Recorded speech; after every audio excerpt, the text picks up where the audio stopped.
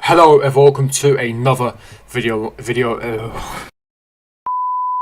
Everyone, welcome to another video of mine. It's Kemal AA and this is another Chelsea transfer news video for you guys, where I'll keep you guys up to date with all the latest Chelsea news in the previous 24 hours. And there was some big news stories this morning. I'll be speaking about various players that have been linked with Chelsea, a couple of players that have been chalked off the list because they are signing for other clubs. We'll be giving you guys all the latest detail and all the news stories.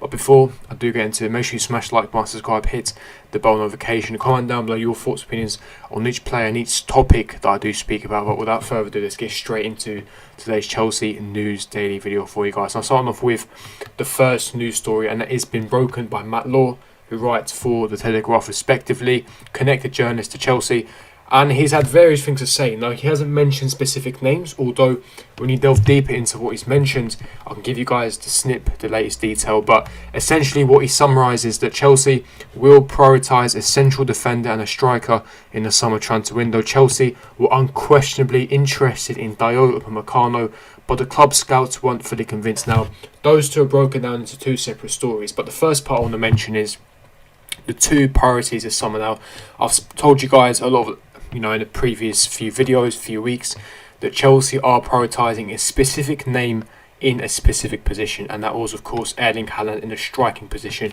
And I'm happy that Matt Law's also confirmed that a striker is a priority for Chelsea as well. Now, the fact that a centre-back is also a priority is fantastic news. Now, we need to understand the situation and look at the context of the situation. We currently have 5 centre-backs on the books if you also include Tomori. Now, Tomori has gone on loan to AC Milan with that option to buy, of course, so Tomori may no longer be a Chelsea player anymore. However, you've still got 4 centre-backs. You've got Thiago Silva, Rudiger, Christensen, Zuma. Now, as it stands, under Thomas Tuchel, despite every single player getting a clean slate, it looks as if Kurt Zuma is not in Thomas Tuchel's plans. He's not good enough on the ball, and he's not aesthetically clean enough, and he's not good enough when it comes to ground duels and the way that Thomas Tuchel wants to implement and deploy his style. So therefore, Kurt Zuma may be leaving Chelsea at the end of the season if he doesn't get the sufficient game time.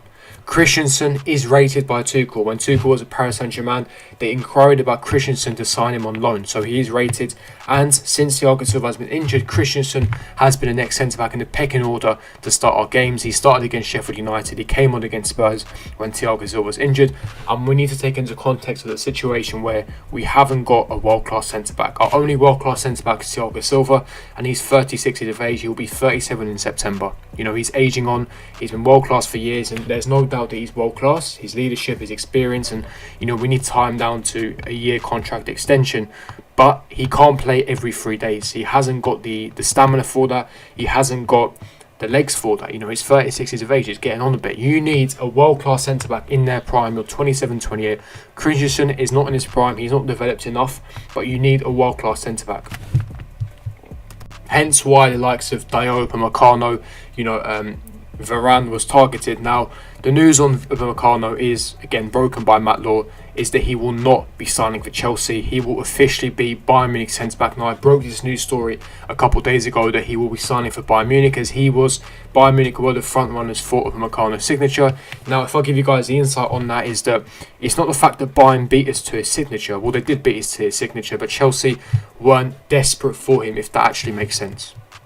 Because according to Matt Law, the scouts weren't actually that impressed by Upamecano, and they actually had some reservations and weren't convinced by Upamecano because of his attributes. Yes, he's a fantastic ball-playing centre-back, but his positioning is extremely poor, and they had many reservations over Upamecano's ability, about his age, about his wages, and Bayern Munich was simply more desperate for signing Upamecano, and Chelsea didn't want to go into a bidding war or a wage war with the likes of Bayern Munich, and so they let Upamecano go to Bayern Munich. Now, Upamecano said that he was fulfilled and he was satisfied by the package that Bayern Munich offered him, which in other terms means monetary value, the amount of money that he was offered when it comes to wages. So in that regard, in that sense, Upamecano chose Bayern Munich, and therefore he is now chalked off the list. Now, who is next in line for Chelsea to sign now that Upamecano is gone? The next player we can chalk off the list is David Alaba. Now, again, a few days ago I mentioned that his £400,000 a week demand was too much for Chelsea, rightly so, respectfully so, and that he wasn't going to reduce it. It has come out by Matt Law that he also prefers to be playing as a defensive mid for his next club, which Chelsea are not looking to sign or not looking as a priority. They are looking for a world-class centre-back, and Alaba isn't too keen to be regular in the centre-back position. Again, with his his extortionate wage demands, it's looking highly unlikely Chelsea will be signing David Alaba, so he's another player you can chalk off the list. Upamecano, David Alaba have been chalked off the list. Now, that leaves us with two potential centre-backs we could sign, Marquinhos and Raphael Varane. Now, a few days ago in the news daily video, I said that Chelsea were targeting Raphael Varane, who's rated and price tagged at 50 million euros by Marca, the Spanish, Real Madrid mouthpiece, a Spanish publication, as he is looking for a new challenge in the Premier League. He would be open to moving to the Premier League, and Chelsea are heavily interested in signing him. Again, Chelsea will not be the only club in for him. Likes of Man City, Manchester United, all these clubs are also on the alert and on the lookout for signing a top-class centre-back. So Chelsea, of course, do have competition to sign him. I do believe that Chelsea would be near the front of the queue to secure his signature. Now the question is, do we need Varane? Is he the right profile of centre-back? Remember, 27 years of age, a centre-back that's in his prime, established world-class centre-back that's played alongside Sergio Ramos, one of the best all-time centre-backs. The amount of experience, leadership, knowledge that he's gained over the time, the amount of silverware that he's acquired during that time as well. He does have a few mistakes in him. We've seen that in the Champions League on the biggest stage.